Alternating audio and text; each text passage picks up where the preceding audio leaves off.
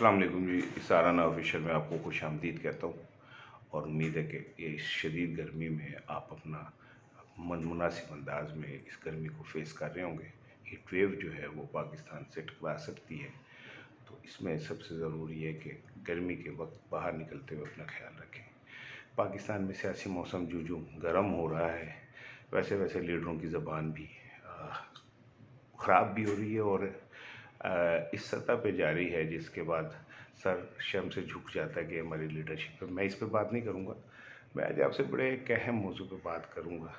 अभी ये ख़बर आपने भी पढ़ी होगी और देखी होगी कि पाकिस्तान के जो इदारे हैं उन्होंने मुख्तलिफ़ मुकामात पे छापे मार के ऐसे लोगों को गिरफ़्तार किया है जो पाक फ़ौज के नाम पर और ख़ुसूसी पाक फ़ौज के ऑफिसर्स के नाम पर, मेजर्स कर्नल्स के नाम पर जाली सोशल अकाउंट बना के पोस्ट कर रहे थे।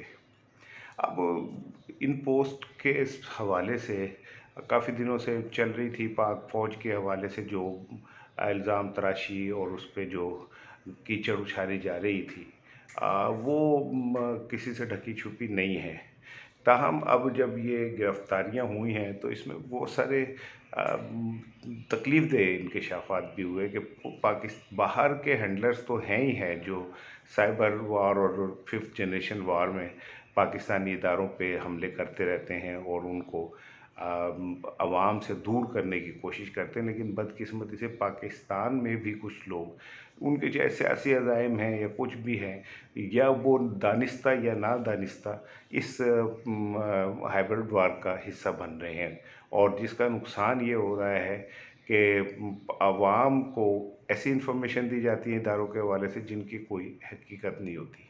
अच्छा, अब आप देखें कि इसका नुकसान असल ये है कि जो नौजवान हैं, जो इस सियासी जज्बातियत में या अंधी तकलीद में या एक फ़न के अंदर या एडवेंचर के अंदर वो इनका इस भेड़चाल का हिस्सा बनते हैं, भयानक गेम का हिस्सा बनते हैं। और फिर होता है कि उन्हें खुद पता नहीं चल रहा होता कि वो वतन दुश्मनों के हाथ खेल रहे हैं और इदारों को जिस तरह वो मुलायम कर रहे हैं, इसका क्या नुकसान होगा। नुकसान ये होता है कि जब फिर इदारे उन तक पहुंचते हैं, उन्हें गिरफ्तार करते हैं, तो वो लाख तो जी पेश करें लेकिन उन पे एक धब्बा लग जाता है और ये धब्बा सारी ज़िंदगी उनका पीछा नहीं छोड़ता। आप नौकरी के लिए कहीं भी बाहर जाएँ, इधर जाएँ, उधर जाएँ, उन पे ये धब्बा लगा होता है कि एंटी स्टेट इन एक्टिविटीज़ में ये मुलविस पाए गए हैं। बदकिस्मती ये है कि वालिदैन को भी नहीं पता चलता कि उनकी औलाद क्या कर रही है। आज के दौर में कोई लैपटॉप लेके अलहदा बैठा है, कोई मोबाइल लेके अलहदा बैठा है। तो मैं वालिदैन से ये दरख्वास्त करूँगा कि खुदारा इस बात को चेक रखें कि आपका बच्चा सोशल मीडिया पे क्या एक्टिविटी कर रहा है। क्योंकि उसका अल्टीमेट नुकसान उस बच्चे के साथ वालिदैन को भी है। अगर वो बच्चा किसी ऐसी एक्टिविटी में गिरफ्तार होता है या पकड़ा जाता है तो फिर सफ़र तो वालिदैन करते हैं। और पाकिस्तान में एफआईए के कवानीन हो या पीका कानून, गो पीका कानून, हर पीटीआई की हुकूमत ने कोशिश की लागू कर दें लेकिन नहीं हो सका। लेकिन इसके बावजूद पीका कानून कहीं ना कहीं किसी न किसी शक्ल में मौजूद ज़रूर है।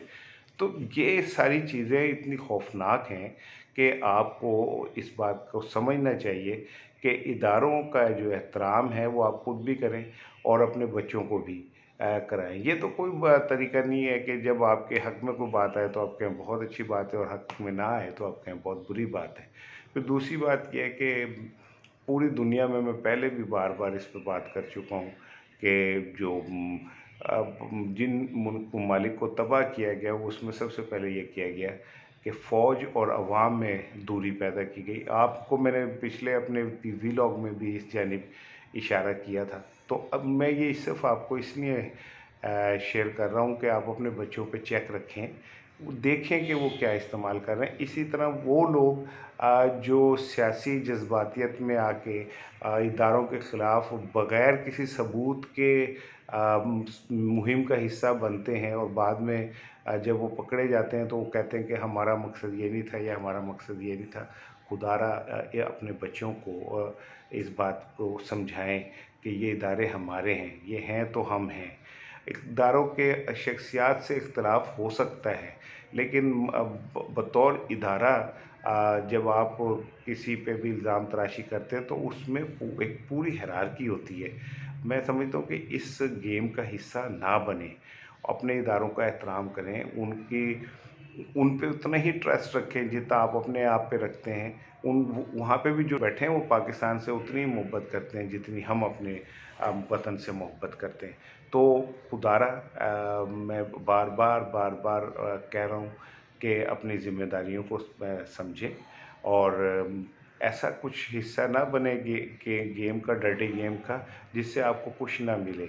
रही बात ये कि सियासतदान की मंजिल सिर्फ इक़्तिदार है और इक़्तिदार के लिए वो कुछ भी कर सकता है। तो इसमें मैंने तो अपनी सहाफ़ती 33 साला सहाफ़त में यही देखा है कि सियासतदानों ने, कारकुनों और अपने फॉलोअर्स की कब्रों पे पैर रख के और वो जाके इक़्तिदार के मसनद पे बैठे और फिर उन्होंने पीछे मुड़ के नहीं देखा। तो क्या ज़रूरत है सियासत की आग में आप ईंधन बनें?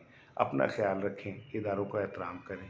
ये इसलिए भी ज़रूरी है कि हम पाकिस्तान में रहते हैं और ये इदारे हैं तो पाकिस्तान है। अपना ख़्याल रखिएगा। अस्सलाम वालेकुम।